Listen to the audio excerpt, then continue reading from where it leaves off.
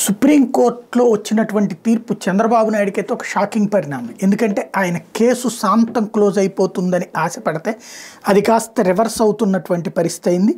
తాజాగా ఇచ్చినటువంటి తీర్పులో ఇద్దరు న్యాయమూర్తులు కూడా 17A వర్తిస్తుందా వర్తించదా అన్నటువంటి పాయింట్ మీద భిన్నాభిప్రాయాలు ఉన్నాయి. కానీ రిమాండ్ రిపోర్టుని లేదా రిమాండ్ విధించడాన్ని తప్పుపట్టలేదు, అరెస్టు తప్పుపట్టలేదు, రిమాండ్ని తప్పుపట్టలేదు, రిమాండ్ తర్వాత విచారణని తప్పుపట్టలేదు. దాని మీదన కేసు కొనసాగించవచ్చని కూడా ఇద్దరు ఆదేశించారు. కాబట్టి ఈ తీర్పులో కీలకమైనది ఇదే. రేపు త్రిసభ్య ధర్మాసనం దగ్గరికి వెళ్ళినా 17A ఏది చట్టం ప్రారంభమైనప్పటి నుంచి వర్తిస్తుందా, అంతకుముందు జరిగిన నేరాలకు వర్తిస్తుందా లేదా అన్నటువంటి పాయింట్ చుట్టూతానే ఉంటుంది తప్పించి చంద్రబాబు కేసు కొట్టేయడం అనేది జరగదు.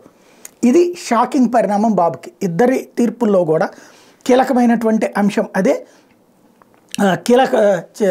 17A వర్తిస్తుందన్న జస్టిస్ బోస్ గారు చాలా కీలక పాయింట్లు చెప్పారు. 17A వర్తించనంత మాత్రాన్ని గవర్నర్ అనుమతి తీసుకోలేదనే సాకుతో కేసును కొట్టేయలేము, ట్రయల్ కోర్టు విధించిన రిమాండ్ని తప్పుపట్టలేము, కేసుని క్వాష్ చేయడం కుదరదు, గవర్నమెంట్ ఇప్పుడైనా అనుమతి తీసుకోవచ్చు. రెండో వైపున జస్టిస్ త్రివేది గారు అయితే ఇంకా క్లియర్గా 17A అసలు వర్తించదు అన్నారు. కాబట్టి కేసు అయితే యథాతథంగా ఉంటుంది.